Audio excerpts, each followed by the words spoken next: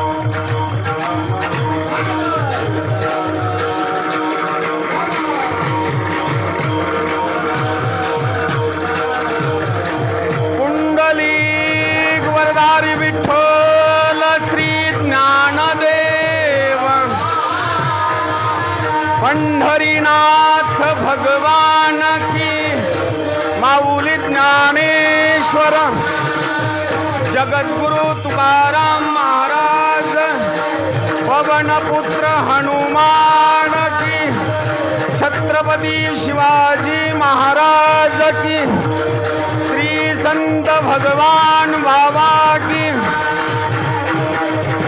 ढाला विठाला विठाला विठाला विठाला विठाला विठाला विठाला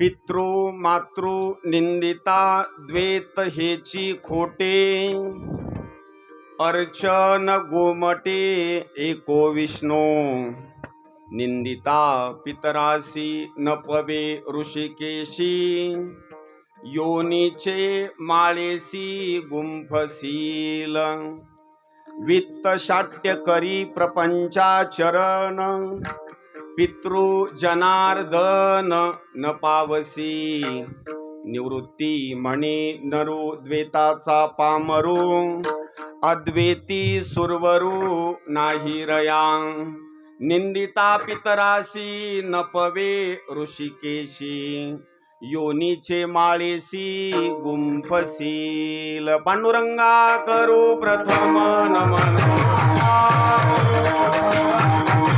पांडुरंगा करू दुसरे चरण संत,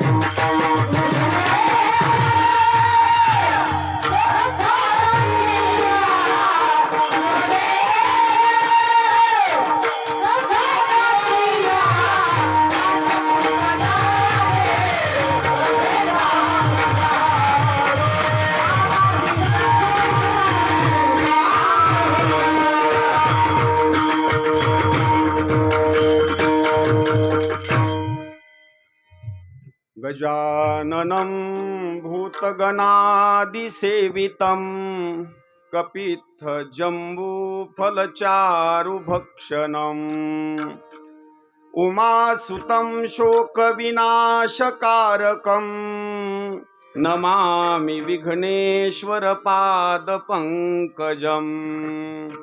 शुक्लां ब्रह्मविचारसार परमामाद्यां जगद्व्यापिनीं, वीणापुस्तकधारिणी मभयदां जाढ्यान्धकारापहां, हस्ते स्फाटिकमालिकां विदधतीं पद्मासने संस्थितां, वन्दे तां परमेश्वरीं भगवतीं बुद्धिप्रदां शारदां।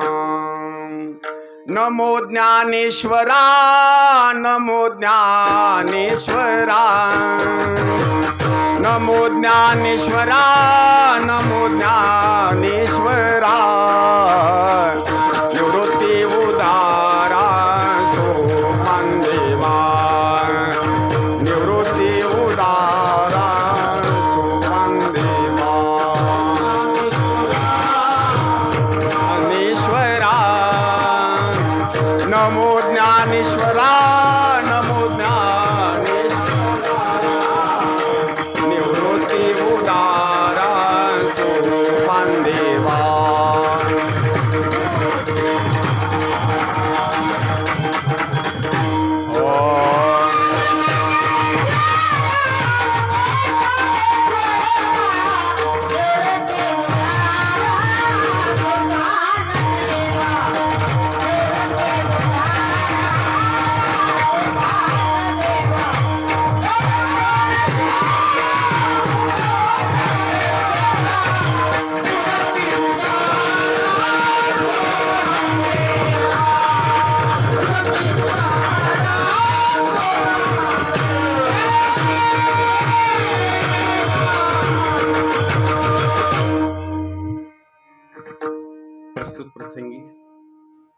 सेवेकरिता घेतलेला असणारा अभंग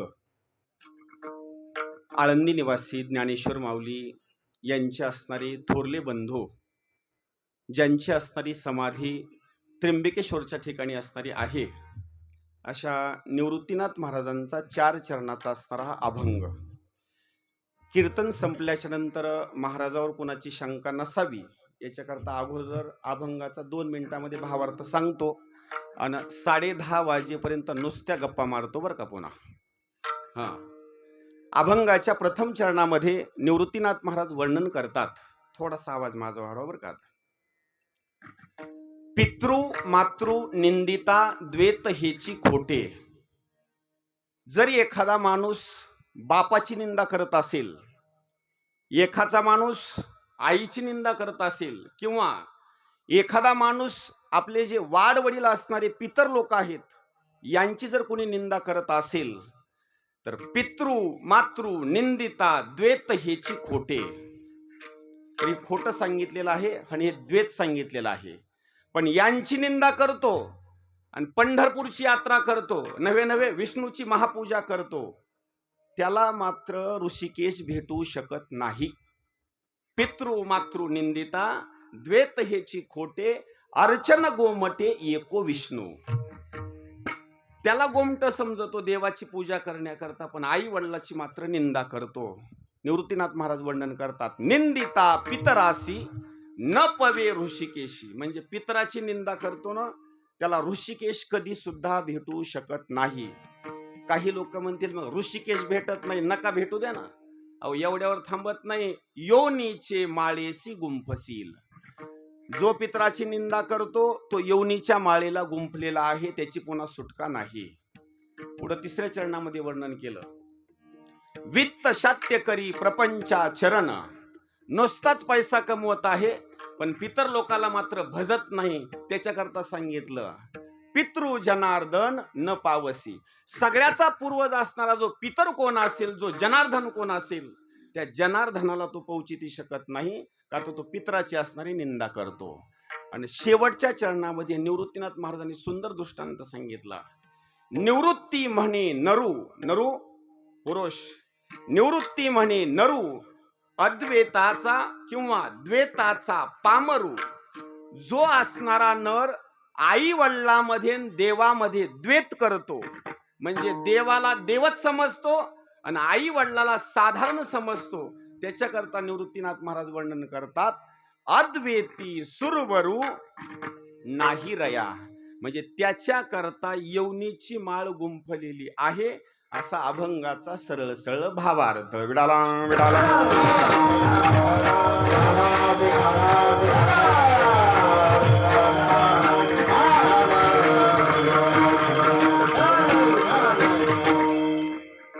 कीर्तनरूपी सेवेकरिता सुरुवात करण्याच्या अगोदर, या कीर्तनरूपी सेवेकरिता ज्यांची सुंदर असणारी मृदंगाची साथ आहे, हे मृदंगाचार्य म्हणजे एकदम सोप्या भाषेमध्ये जर सांगायचं म्हटलं तर श्रीमद भागवत पुराण सांगतं, हे मृदंगाचार्य म्हणजे माणसं नाहीत. हे मृदंगाचार्याची उपमा जर द्यायची म्हटलं ना, हे डायरेक्ट स्वरूपामध्ये 33 कोटी देवतांचा असणारा जर राजा असेल इंद्र, तर हे 2 जण असणारे इंद्र आहेत बरं का. आणि यांच्या साईडला बसणारे जे असे टाळ वाजू लागले का नाही, हात वगैरे वगैरे, म्हणजे हे असेच मृदंगाचार्य 2च आहेत असं नाही बरं का.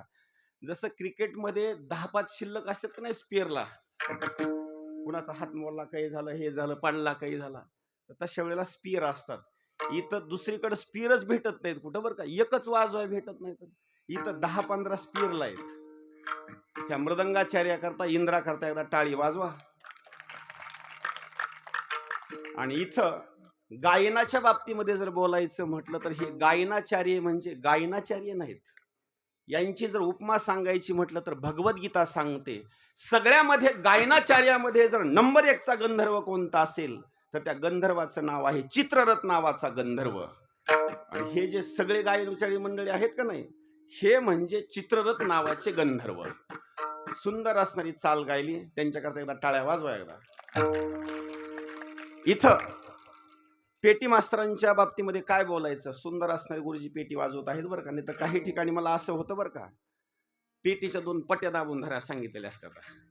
नवीन कीर्तनकाराला कळतच नाही नेमकं हे वाजवता येतंय का नुसतं धरलेलं आहे. कीर्तन रात्री 11ला सुटतंय आणि पीटीच्या पट्ट्या रात्री 2ला वर येतात. त्याला सांगितलं असं धर दाबून नुसतं असं, त्याला काय माहिती किती वाजवायचं काय नाही.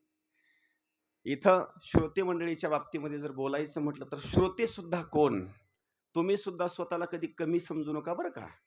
ऐकणारे माणसं म्हणजे कमी नसतात. त्याचं कारण एक आहे, हे सगळा समाज ऐकणारा म्हणजे आज इथं ऐकणारी सगळी मंडळी म्हणजे राजा परीक्षित आहेत. आणि आपला असणारा उद्धार जर कशाने होत असेल तर श्रवणे कीर्तने झाले ते पावन. सनकादिक जान परम भक्त झाली ते विश्रांती याचका सकळा. आणि जीवी जीवन कळा श्रीमूर्ती रया. इथं अनेक असणारी गुणीजन मंडळी आहे. विनेकरीच्या बाबतीमध्ये जर सांगायचं म्हटलं तर यांची गादी म्हणजे नारदाची. आणि इकडं चोपदाराच्या बाबतीत जर बोलायचं म्हटलं तर दत्तात्रय चोपदार. सुंदर असणारं नियोजन आहे. सगळ्यामध्ये आणखी वर्णन सांगायचं म्हटलं तर साऊंड सिस्टीम चांगली, मंडप असणारा चांगला. फक्त तुम्हाला जर कोणी आवाज वाढवा म्हणलं का नाही, फक्त चाकाला हात लावायचा आणि मान हलवायची बरं का, एवढ्यावर त्यांचं समाधान होतं बरं का. कुणालाच काही कळत नाही. 6 लाखाची साऊंड सिस्टीम घेतली आणि 4 महिने खोली बंद करून शिकली, तेव्हा मला कळतं याला ट्रबल म्हणतात आणि याला बास म्हणतात. आणखी लोकांना कळलं नाही बरं का. वाढव इको, अरे पण इको कशाला म्हणते तुला माहिती का? बास बी माहित नाही, विकोही माहित नाही, काहीच नाही बरं का. नुसतं वाढवा म्हणायचं. पण त्याच्यामध्ये किती आवाजाची मर्यादा असते, काय असते, काहीच नाही. समाधानी करता सांगतो, फक्त चाकाला असा हात लावायचं आणि मान हलवायची, समाधान वाटतं असणार. बरोबर आता 10:30 पर्यंत कीर्तन ऐका. महाराज थोडा सुद्धा वळिंब्याच्या बाजूला जाणार नाही. विडाला विडाला.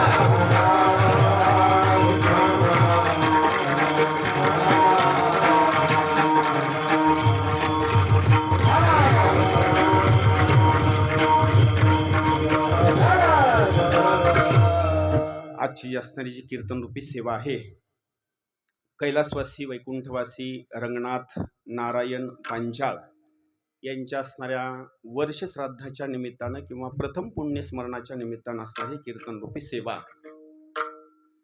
आणखी एक सांगण्याचा असणारा भाग, याच गावामधील असणारे एक वैभव, आणखी विठ्ठल महाराजांचा असणारा काही दिवसापूर्वी असणारा एक शरीराच्या बाबतीमध्ये असणारा मृत्यूचा असणारा एक भाग, त्यांनी सुद्धा पृथ्वी तलाची असणारी यात्रा संपन्न केली आहे.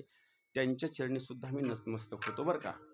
इथं कैलासवासी वैकुंठवासी रंगनाथ नारायण पांचाळ यांच्या असणाऱ्या वर्ष श्राद्धाच्या निमित्तानं असणारा हा कार्यक्रम आहे.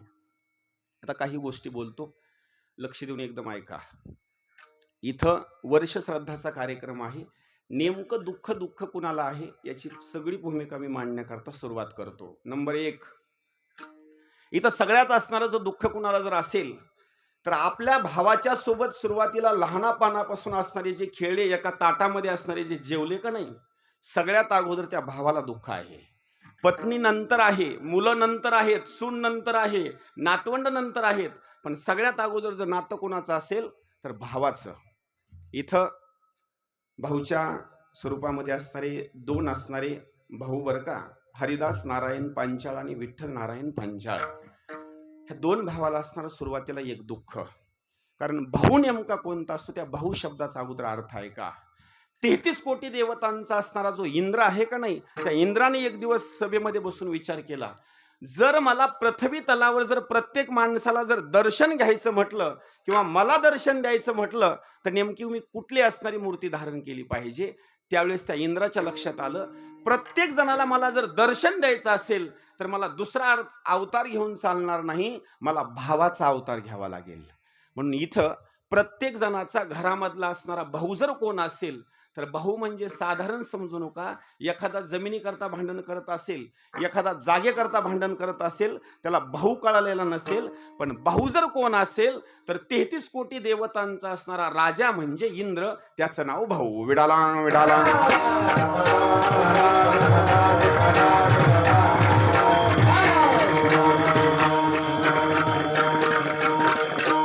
आता याच्यानंतर दुःखाची गोष्ट पुढली मांडतो. याच्यानंतर जर दुःख कुणाला असेल ना तर याच्यानंतर दुःखाची असणारी भूमिका सांगितलेली आहे पत्नीची. इथं पत्नीच्या स्वरूपामध्ये वच्छलाबाई रंगनाथ पांचाळ कारण इतकं दुःख आहे ना, त्या दुःखाची मर्यादाच नाही बरं का. काही गोष्टी सांगतो. एखाद्या माणसाची पत्नी मरू द्या आणि एखाद्या माणसाची किंवा एखाद्या महिलेचा असणारा पती मरू द्या. हे दोन गोष्टी अशा आहेत ना, एखाद्याची पत्नी मरण पावल्याच्या नंतर त्याला कुठं पूजेला बसता येत नाही. त्यानं जर यज्ञ करायचा ठरवला ना, तर त्याला यज्ञ करता येत नाही. आणि एखाद्या स्त्रीचा जर पती मरण पावला तर तिला सुद्धा कुठं पूजेला बसता येत नाही. कारण हे जे दोन बाजू आहेत का नाही, एका नाण्याच्या दोन बाजू आहेत. एक जर नाण्याची बाजू जर खराब झाली, कुठल्याही दुकानदाराकडे नाणं घेऊन जा, दुकानदार म्हणतो हे नाणं चलत नाही, एक साईडची बाजू खराब झालेली आहे, दुसरं नाणं घेऊन या, त्याच्यानंतर माल घेऊन जा. त्याचं कारण एक सांगू, हे नाणे म्हणजे असे आहेत ना, एका नाण्याच्या दोन बाजू, दोन्ही बाजू जर समान असतील तर कुठलंही कार्य करता येतं, नाहीतर अन्यथा कार्य करता येत नाही. आज या पत्नीच्या जीवनामध्ये असणारा सगळ्यात जास्त जर अंधकार असेल तर तो पती निघून गेल्याच्या नंतर जीवनामध्ये असणारा अंधकार असतं. एकदम टोकाचं उदाहरण देतो, त्याच्या पुढे उदाहरणच नाही. माता सीता, तिचा काही पती मरण पावलेला नव्हता किंवा काही नव्हता. राजा रावणानं अपहरण केलं आणि लंकेमध्ये असणार घेऊन आले. आल्याच्या नंतर 1 आणि 2 दिवसापर्यंत नाही, 6 महिन्यापर्यंत अशोक वाटिकेमध्ये सीतेला ठेवलं. आणि त्या सीतेनं एका राक्षसनीला प्रश्न विचारण्याकरता सुरुवात केली. त्या राक्षसनीचं नाव आहे त्रिजटा. आणि त्या त्रिजटेला प्रश्न विचारण्याकरता सुरुवात केली. तुकोबारायांनी गोड वर्णन केलेलं आहे. वासुगीच्या वनी सीता शोक करी, वासुगीच्या वनी सीता शोक करी, काहो अंतरले रघुनाथ दूरी, येवोनी गुंफे माझी दुष्टे केली चोरी, काहो मज आणले अवघड लंकापुरी, सांगवो त्रिजटे सखये ऐसी मात, देईल काने दी भेटी रघुनाथ. कुणाला प्रश्न विचारला? राक्षसनीला बरं का. आणि ती राक्षसीन म्हणजे साधारण राक्षसनी नव्हती. ज्या राक्षसनीला सीता मातेचं दर्शन रात्री स्वप्नामध्ये झालं, ती राक्षसीन म्हणजे त्रिजटा. विचार करा पुढं. तिने एक एक शब्द बोलण्याकरता सुरुवात केली. काय दुष्ट आचरण होते म्या केले, तीर्थव्रत होते कवनाचे भंगिले, आणि देखोनी सुनाट घेवोनी आले सुने. एवढंच नाही, शेवटचं चरण वर्णन केलेलं आहे. जनकाची नंदिनी दुःखे ग्लांती थोरी, चुकली कुरंगिनी मेळा तैशा परी, संभोकी त्रिजटा स्थिर स्थिर वो करी, अन घेईल तुकया स्वामी राम लंकापुरी. त्या राक्षसनीनं सांगितलं, सीता रडू नको बरं का, रडण्याची गरज नाही, पुढलं भविष्य मी सांगते, ऐक. एक दिवस तुझी आणि रामाची भेट होणार. एवढंच नाही, या समुद्राच्या पाण्यावर दगड तरणार आणि तुझे असणारे मालक लंकापुरीला येणार आणि लंकेपुरीचं असणारा राज्य घेणार आणि तुझ्या आणि तुझ्या पती परमेश्वराची भेट होणार. हे कोण सांगितलं भविष्य? राक्षसनीला. माझा एवढाच फक्त सवाल आहे, प्रश्न आहे. आज आपण वर्ष श्राद्धाच्या स्वरूपामध्ये एवढे लोक जमलो, एवढ्या समाजामध्ये असा एक तरी पट्टे आहे का असा सांगा की इथून पुढल्या कालावधीमध्ये या पत्नीची आणि त्या पती परमेश्वराची भेट होणार आहे असं कोणी सांगणार आहे एवढ्या समाजात? कोणी सुद्धा सांगू शकत नाही. त्याचं कारण आणि उत्तर एकच आहे, पुन्हा मात्र भेट नाही. विडाला विडाला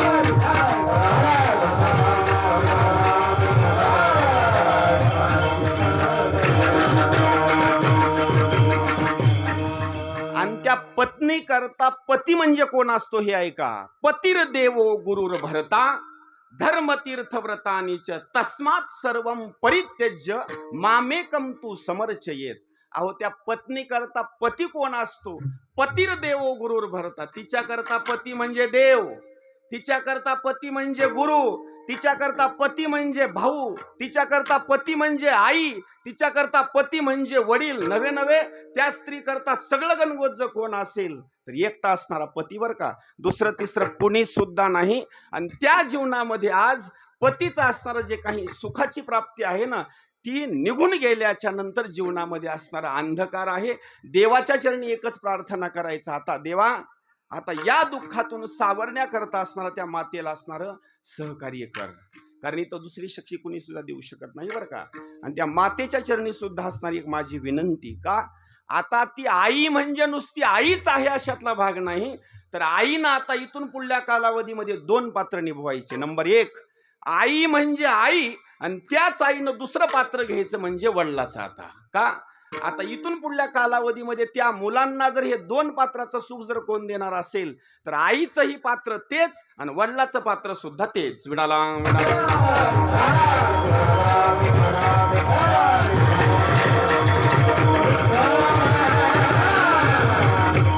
आणि आपल्या वडिलांच्या प्रीत्यर्थ इथं ताठा मठामध्ये असणारा कार्यक्रम करण्याकरता हरिभक्तीपरायण केशव रंगनाथ पांचाळ, विष्णू रंगनाथ पांचाळ, दोन असणारे सुपुत्र. मुलगा म्हणायचं नाही बरं का कधी सुद्धा, फक्त पुत्र म्हणायचं. त्याचं कारण एक आहे, पू नावाच्या नरकातून जो तारतो त्याचं नाव पुत्र. म्हणून या दोन स्वरूपामध्ये किंवा या दोन पुत्राकडून आपल्या वडिलांच्या प्रीत्यर्थ इथं वर्ष श्राद्धाची असणारी कीर्तन रूपी सेवा आहे. आणि किती सेवा श्रेष्ठ आहे हे सुद्धा सांगतो. आज कीर्तनकारी एक मिळना, वाजवणकार मिळना, गायनाचार्य मिळना, भजनी मंडळ मिळना, सगळं नियोजन केलं तर ऐकणार मिळना. आता ऐकणाऱ्या माणसाने चांगलं ऐका बरं का. आता इथून पुढं तुम्ही नियम बदलायचा. आता कीर्तनाचं जर आमंत्रण आलं तर त्या माणसाला लगेच सांगायचं कीर्तन ऐकायला येतो, पण 100 रुपये नारळ असेल तर कीर्तन ऐकायला येणार. कशा करता, ऐकायच कुणी नाही हो. आता ऐकायच कुणी नाही. भजनी मंडळ पैसे घेऊन चालले, वाजविणार घेऊन चालले, महाराज घेऊन चालले, ऐकणाऱ्याला काहीच नाही. बसा पंक्तीला आणि करा जेवण, जात तिकडं.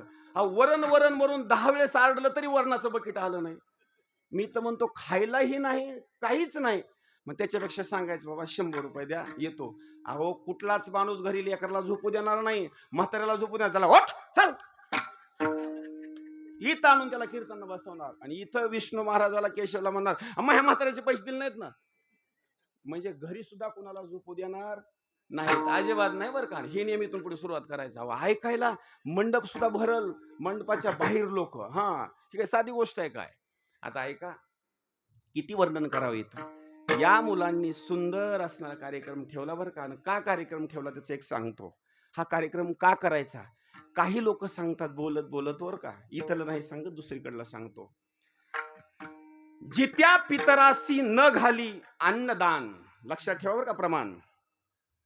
जर मायबाप जिवंत आहेत पण अन्नदान करत नाही, आणि मायबाप मेल्याच्या नंतर पुन्हा मोठा महाराज लावतो आणि मोठा कार्यक्रम करतो, लोक त्याची निंदा करतात. पण त्याच्या पुढलं वाक्य आहे का आणखी बरं का, त्याची निंदा त्या मुलाची कधी करू नका. त्याचं कारण एक सांगतो. काही लोक बोलत बोलत म्हणतात अहो चांगला कार्यक्रम केला पण आई वडिलाला सांभाळलं नाही हो. पण त्याच्याकरता शास्त्राने एक मार्ग सांगितलेला. अरे त्याची निंदा करू नका तुम्ही. का करू नका माहिती का, आई वडील जिवंत असेपर्यंत त्या मुलाला आई वडिलाची किंमत कळाली नाही. शब्द ऐका, आई वडील जिवंत असेपर्यंत त्या मुलाला त्यांची किंमत कळाली नाही. पण आई वडिलाचा मृत्यू झाल्याच्या नंतर आई वडिलाची किंमत कळाली. त्यावेळेस त्या मुलाने निर्णय घेतला 50,000 लागू द्या पण महाराज मला मोठा लावायचा आहे, ₹1,00,000 लावू द्या, जेवण करण्याकरता गावाला जेवण द्यायचं आहे, कुठलाच कार्यक्रम कमी नाही झाला पाहिजे. त्याचं कारण एक आहे, मेल्याच्या नंतर सुद्धा बापाची किंमत कळाली आणि बापाचा थाटामाटामध्ये कार्यक्रम केला तरी मायबाप असणारे आशीर्वाद देतात. विडाला विडाला.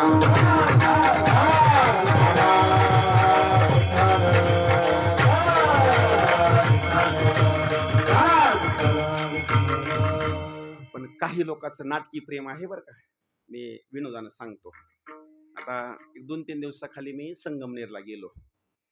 एका लेडीजनं मला प्रश्न विचारला बरं का, महाराज तुम्ही कुठले. मी म्हणलं आळंदीचा. बर बर बर, माझा एक प्रश्न आहे हो तुम्हाला. मी म्हणलं सांगा. आमच्या सासू सासऱ्याचा फोटो घरात ठेवावा का मग इंद्रायणीला अर्पण नेऊन करावा. प्रश्न आहे बरं का हे, तुमच्या सुद्धा डोक्यात आहे बरं का हे. हा, मी खरा बोलणार माणूस आहे आणि प्रत्येकाच्या डोक्यात आहे. ही फोटो ठेवावा का मग कुठं नदीला नेऊन सोडून द्यावा. आता ऐका माझं वाक्य. माणूस मेल्याच्या नंतर बाजवर जर जीव गेला असेल तर बाज स्मशानात नेतात, सरणावर नेऊन टाकून देतात. गादीवर झोपला असेल तर गादी नेऊन तिथं टाकून देतात. शाल पांघरले असेल तर शाल नेऊन तिथं टाकून देतात. एवढंच नाही, ज्या ज्या वस्त्राचा अंगीकार केला सगळे वस्त्र तिथं नेऊन जाळतात. एक दोघाला प्रश्न विचारला, असं तुम्ही का नेमकं करता? एक दोघांनी मला सांगितलं, न जाणं कालांतरानं जर त्यांचं भूत जर आमच्या घरात जर लागलं तर काय करावं. त्याच्याकरता माझं उत्तर बर का, जर तुम्हाला त्यांचं भूत बाजमध्ये लागत असेल, कपड्यामध्ये लागत असेल, आतऱ्या पांघरायच्या मध्ये लागत असेल, तर मग त्या माय बापानं तुमच्याकरता 5 एकर जमीन कमवून ठेवली, त्याच्यात भूत लागत नाही का? वाक्य माझे खरे आहेत बरं का. त्या माय बापानं तुमच्याकरता 650 फूट बोर घेतला, त्याच्यात भूत नाही. बँकेमध्ये 10 लाख जमा करून ठेवले, त्याच्यात भूत नाही. ह्या सगळ्याचा अंगीकार करायचा आणि दुसऱ्या गोष्टीचा मात्र त्याग करायचा. हे नाटकी असणारं प्रेम आहे. विडाला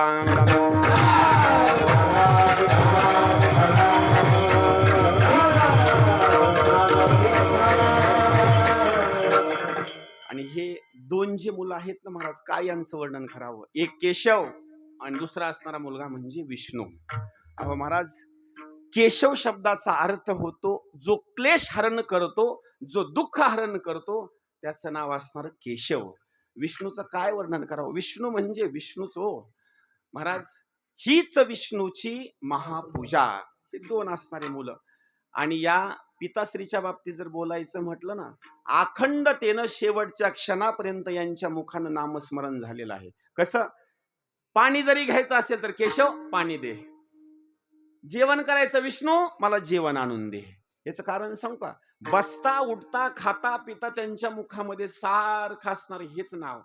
आणि यांची एक गोष्ट बोलतो आणखी, या मुलाकरता बापानं एवढा असणारा काबाड कष्टाचा असणारा भाग नवे नवे शेवटच्या क्षणापर्यंत असणारा आपल्या मुलाचं असणारं हित व्हावं एवढीच असणारी अपेक्षा. अहो, कार्य करता येत नव्हतं तरी नक्षीकाम असणारं लाकडाच्या भूमिकेत करायचं, दरवाजा असणारा बसवायचा, कुणाचं देवघर असेल, कुणाचा कोट असेल, त्याच्यावर नक्षीकाम करायचं.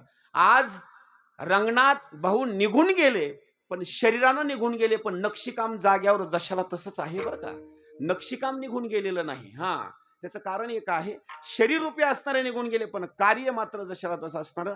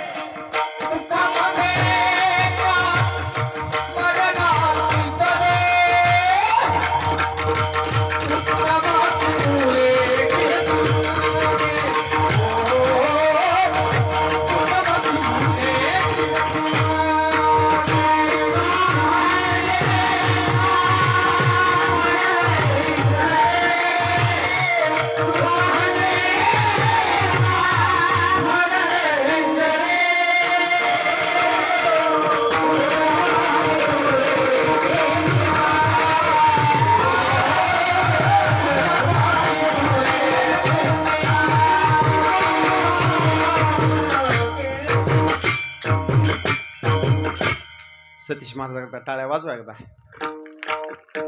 आता एक लक्षात ठेवा बरं का, कीर्तन संपेपर्यंत जसे प्रमाण म्हणलं का नाही, प्रमाण असं योग्य द्यायचं बरं का. आणि योग्य प्रमाण देऊन सुद्धा सिंगल मध्ये द्यायचं बरं का. कोणाचाच अपमान होणार नाही. वेळ कमी आणि फटकर प्रमाण असणार, उचलून टाकायचं. फक्त सिंगल प्रमाण, डबल लावायचं नाही किंवा काही नाही. आणि प्रमाण सुद्धा योग्यच द्यायचं बरं का. आता संभाजीनगरला कीर्तनाला गेलो मी, 9ला कीर्तन सुरू झालं, 11:15 वाजता मला चुकीचं प्रमाण आलं. हात जोडले त्यांना सांगितलं, महाराज प्रमाण म्हणलं तुम्ही, पण थोडं चुकीचं म्हणलं, हे प्रमाण बसत नाही. त्या भजनेनं मला इतकं सुंदर उत्तर दिलं ना, ते तुमच्या बी कामाचं आहे बरं का. म्हणले महाराज 1.25-2 तास झालं तुमचं ऐकायला म्हणले. कळालं का? पावणे 2 तास झालं तुमचं ऐकायला, म्हणजे आमचं 2 मिनिटाचं ऐकाय तुम्हाला काय बिघडायलंय का? मी म्हणलं 2 तास ऐकतो, फक्त प्रमाण मात्र लेवल पाहिजे बरं का म्हणलं.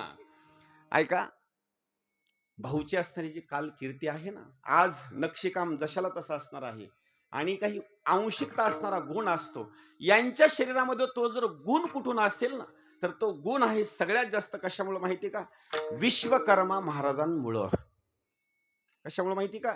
विश्वकर्मा महाराजांमुळे असणारा तो असणारा गुण आहे. कशामुळे माहिती का? ती आनुवंशिकताच असते. मृदंगच वाजवावं तर मृदंग वाजवण्याकरता फक्त पंचाळ असणाऱ्या गोष्टीच वाजवावं बरं का. त्याचं कारण एक आहे, त्यांना असणारी ती कला लवकर असणारी आत्मसात होते. कशा करता माहिती का?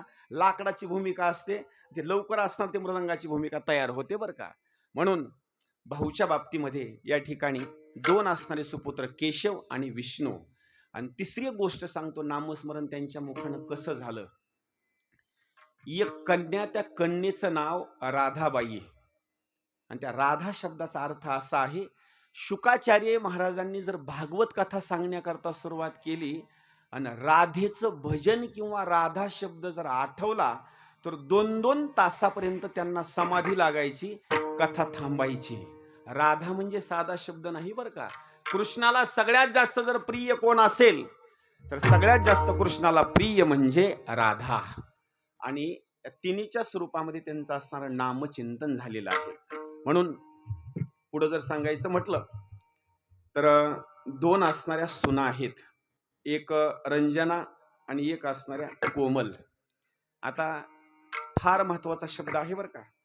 आज आपण पुरुष मंडळी आहोत, कीर्तनला बसलोत, असा कार्यक्रम बघितला की आपल्या सुद्धा डोळ्याला वाटतं बरं का, आपण आई वडिलाचा सुद्धा असा कार्यक्रम करावा वाटतं बरं का. पण काय सांगावं काय नाही, घरी गेल्याच्या नंतर जर पत्नीला सांगितलं का नाही कार्यक्रम करू वाटत, बसा गपचिप, तुम्हाला काय लागलंय. म्हणजे आपल्या पत्नीने सांगितलं का नाही कार्यक्रम करायचा नाही, कार्यक्रमच होत नाही. मी तर एक सांगू का, विष्णूला धन्यवाद देऊ नका, केशवला धन्यवाद देऊ नका, राधाबाईला धन्यवाद देऊ नका. धन्यवाद द्यायचा असेल तर या 2 सुनांना धन्यवाद द्या. या सुनामुळे आज हा कार्यक्रम आहे. विडाला विडाला.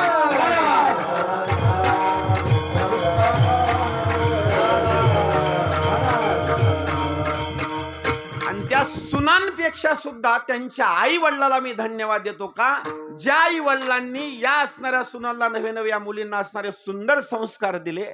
आज त्या सुना त्या कुळाचा त्याग करून या कुळामध्ये आल्या आणि इथं आज आपल्या सासऱ्यांचा असणारा आनंदात कार्यक्रम करतात. म्हणजे एवढी साधी भूमिका नाही बरं का. त्या सुनांना सुद्धा असणारा धन्यवाद. पुढे जर सांगायचं म्हटलं तर नातू असतील गणेश, गायत्री, अंकिता, सिद्धांत, वेदांत, प्रशांत, आदिनाथ, उमेश, पवन, वैष्णवी. तसेच या ठिकाणी या नातवंडाचं सगळ्यात जास्त जर प्रेम कोणावर असेल तर आजोबावर बरं का. आणि आजोबाचं आणि आजीचं सगळ्यात जास्त प्रेम जर कोणावर असेल तर नातवंडावर. म्हणजे इथं यांची सुद्धा असणारी विशेष स्वरूपामध्ये असणारी माया आहे, त्यांच्या चरणी सुद्धा असणारा नतमस्तक. तसेच आपल्याच गावाचं असणारं वैभव गोविंद महाराज गुरुजी यांची आमची आता भरपूर दिवसांना आज भेट झाली बरं का. या कार्यक्रमाचं नियोजन गुरुजींनी पण आणि त्यांच्या असणाऱ्या सुपुत्रानं प्रमोद म्हणा किंवा परमेश्वर म्हणा यांनी असणाऱ्या दोघा बापलेकांनी सुंदर असणारं नियोजन केलं आहे. एवढे कलाकार बोलवणं एवढी असणारी साधारण गोष्ट नाही. त्यांनी प्रत्येक जणाला फोन लावून सांगितलं आणि तेवढे कलाकार या ठिकाणी आले. तुमच्या सुद्धा चरणी मी नतमस्तक होतून कार्यक्रमाला सुरुवात करतो. विडाला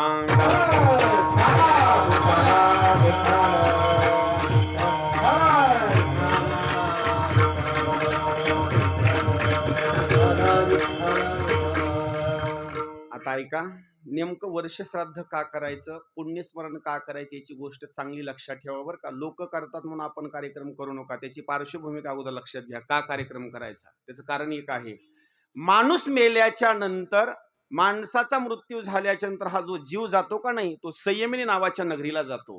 ही नगरी नेमकी कुठं आहे त्या नगरीचा पत्ता सांगतो अगोदर. दक्षिण दिशेला समुद्राच्या पाण्याच्या खाली संयमिनी नावाची नगरी आहे. त्या नगरीचा असणारा राजा आहे, त्या राजाचं नाव आहे धर्म. त्याच धर्माला असणारं दुसरं एक नाव आहे यम. आणि त्या नगरीमध्ये यम राहतो. मेलेला असणारा जो जीवात्मा आहे, जो जीव आहे, त्या नगरीला असणारा निघून जातो. तिथं यमाची कीव भागतो. 13 दिवसाची परवानगी घेऊन परत येतो, म्हणून आपण 13व्याचा कार्यक्रम करतो. एवढंच नाही, 13व्याचा कार्यक्रम केल्याच्या नंतर त्या जीवाचा प्रवास होण्याकरता सुरुवात होतो. 13व्या दिवसापासून वर्ष श्राद्ध होईपर्यंत नवे 1 वर्षापर्यंत असणारा प्रवास असतो. त्या प्रवासामध्ये 1 आणि 2 नाही, 16 असणारे गावं लागतात. त्या 16 गावाची नावं ऐका. याम्यपूर, सौरीपूर, नरेंद्र भुवन, गंधर्वनगर, शैलागम, क्रूर, याम्यपूर, सौरीपूर अशा स्वरूपामध्ये 16 असणारी गावं. आणि प्रत्येक महिन्याला 1 दिवसाची विश्रांती. घरच्या लोकांना जर मासिक श्राद्ध जर घातलं तर सगळं असणारं तिथं अन्न असणारं मिळतं. आणि जर नाही श्राद्ध घातलं ना तर ते अन्न सुद्धा असणारं मिळत नाही. त्या माणसाच्या प्रीत्यर्थ काही दान धर्म सांगतो. कोणतं दान धर्म करायचं? पहिला महिना लागल्याच्या नंतर बूट दान करायचा. का बूट दान करायचा? पहिल्या महिन्यामध्ये प्रवास सुरू झाल्याच्या नंतर वाळवंटासारखा असणारा भाग लागतो, म्हणून सुरुवातीला बूट दान करायचा. पुढं दुसऱ्या महिन्यामध्ये असणार दान करत असताना कुठं छत्री, तिसऱ्या महिन्यामध्ये अंगरखा, आथरायचा असेल, पांघरायचा असेल, हे सगळ्या गोष्टी असणाऱ्या दान धर्माच्या स्वरूपामध्ये करायचे. 6 महिने पूर्ण झाल्याच्या नंतर आपण 6 मासिक करतो. काही परिसरात करतात, काही परिसरात करत नाहीत. का 6 मासिक घालायचं? त्याचं कारण आहे का? 6 महिने पूर्ण झाल्याच्या नंतर एक वैतरणी नावाची नदी लागते. त्या नदीमध्ये थेंबर पाणी नाही. त्या नदीमध्ये आहे रक्त, पू, विष्ठा, किळसवाणी असणारी नदी आहे. त्या नदीची असणारी रुंदी सांगतो, आपल्या पळशीपासून मुंबई इतकी असणारी ही नदी, फक्त रुंदीचं अंतर सांगितलेलं आहे. आणि या नदीमधून त्या जीवात्म्याला पोहून मात्र पहिलं तीराला जावं लागतं. ही नदी नेमकी उगम कुठून पावली आणि कोणत्या समुद्राला जाऊन मिळाली आणखी कुणाला सुद्धा सांगता आलेली नाही. पण लक्षात ठेवा, ज्यानं विष्णूची भक्ती केली आणि ज्यानं भगवान शंकराची भक्ती केली तो मात्र या प्रवासामध्ये जात नाही. या दोघांची भक्ती केली नाही त्याच्याकरता असणारा हा प्रवास सांगितलेला आहे. जर आपल्या आई वडिलाचा उद्धार करायचा असेल तर 6 महिने पूर्ण झाल्याच्या नंतर त्यांच्या प्रीत्यर्थ 1 असणारी गाय असणारी दान करायची. पण गाय कोणती दान करायची? जिचे दोन्ही असणारे शिंग असे सही सलामत आहेत. नंबर 2, जिचा कलर असणारा लालसर आहे, जिच्या पायाच्या ठिकाणी असणारा पांढरट असणारा भाग आहे, जिचं वासरू 7 ते 8 महिन्याचं आहे, दष्टपुष्ट आहे, जिची किंमत आज जर सांगायची म्हटलं तर लाख ते 1.5 लाख रुपये आहे. आणि ती गावरान असणारी गाय सकाळी 5 लिटर दूध देते आणि संध्याकाळी 5 लिटर दूध देते. लंगडी नसावी, मारकी नसावी, पाना चोरणारी नसावी, सुंदर असणारी गाय असावी. गाय देत असताना चांगलाच ब्राह्मण बघावा आणि त्यालाच असणारी दान करावी, नाही तर घेणारा नरकात, देणारा असणारा नरकामध्ये. आणि जर अशी गाय जर नाहीच भेटली तर त्याला दुसरा मार्ग सांगतो. 1 किलो सोनं घ्यायचं आणि 1 किलो सोन्याची असणारी सुंदर गाय दान करायची. जर कुणाला तुम्हाला तसा ब्राह्मण जर नाही सापडला, माझा मोबाईल नंबर घ्या आणि मलाच दान करून टाका. विडाला विडाला.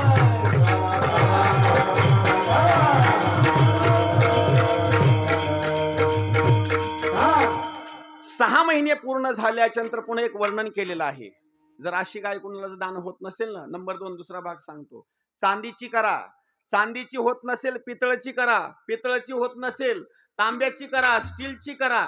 आणि जर होतच नसेल, एकदम गरिबी परिस्थिती असेल, नुसती माती हातामध्ये घ्या, मातीची गाय तयार करा, पंचामृतानं स्नान घाला आणि ते ब्राह्मणाला असणारे दान करून टाका, तरी बापाचा आणि आईचा असणारा उद्धार होणार. हे 6 महिन्याचं असणारं श्राद्ध पुढे वर्णन केलेलं आहे. 7वा महिना, 8वा महिना, 9वा महिना, 10वा महिना, 11वा महिना आणि 12वा महिना वर्ष श्राद्धाच्या दिवशी दुपारी 12 वाजता मरण पावलेला असणारा जो माणूस आहे, वर्ष श्राद्धाच्या दिवशी दुपारी 12 वाजता त्याला सैमी नावाच्या नगरीमध्ये अपार्टमेंट घेतलेली असते आणि 12 वाजता त्याचा असणारा निकाल असतो.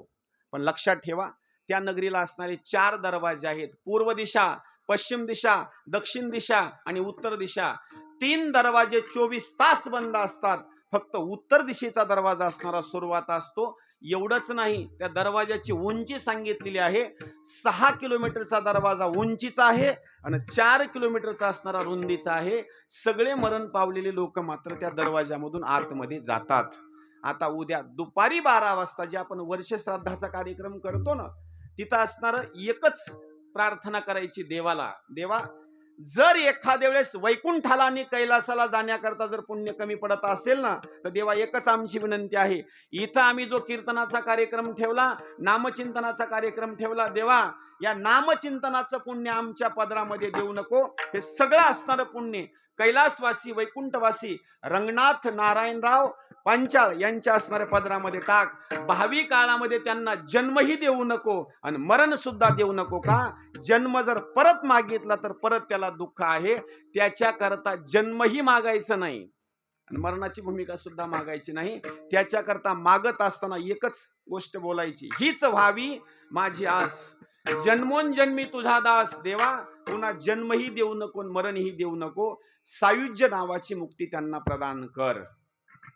एक तर हृदयामध्ये जागा दे. हृदयामध्ये जर जागा नसेल तर ज्या नामदेव महाराजाला नामदेव पायरीच्या ठिकाणी जागा दिली तिथं जागा दे. तिथं जरी जागा शिल्लक नसेल तर माझ्या चोखोबारायांच्या जवळ असणारी जागा दे. एवढी सगळ्या जणांनी असणारी प्रार्थना करायची. आजचं असणारं हे रात्रीचं कीर्तन आहे, उद्या असणारं वर्ष श्राद्धाचं असणारं कीर्तन आहे. म्हणून असणारा हा वर्ष श्राद्धाचा मी भाग सांगितलेला आहे. माझ्या अभंगाकडे वळतो आता. विडाला विडाला